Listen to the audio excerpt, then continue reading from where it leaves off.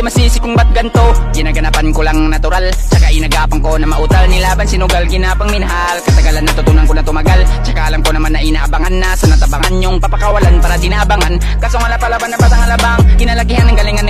Kaya nakasanayan kong makabuo ng madiin. Di ko na malayang na palayong narating pati ako na pailing. Mga naniwala di ko pwede biguin, di ko pwede pakitaan ng bitin. Mga tenga na kailangan busugin ko pa din, kahit kabisado ng kilitiin. Alam ko na may mata na nagbabantay kung paano ako sasablay. Matyagang nag-aantay kung kailan ako tatamlay at lalaylay.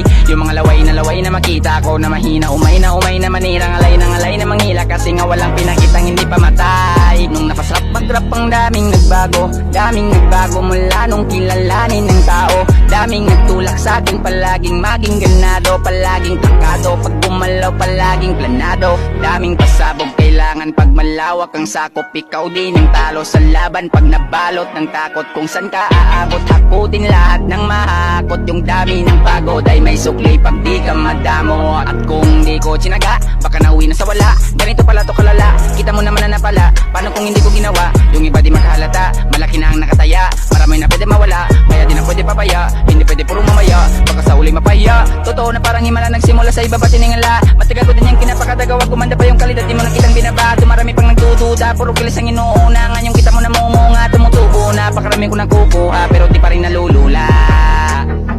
Sa ugali wala pa rin binago, tao pa rin pag umaharap sa tao. Pero pag usapang napaiba-iba ko, literal na may bago kang aabangan sa tuwing mailalabas na bago. Yan ang ginawang pambawi sa nakikinig palagi, para mas lalo sila ganahan. Di yung mga bago ko hanapin, yung iba naman nabababawan.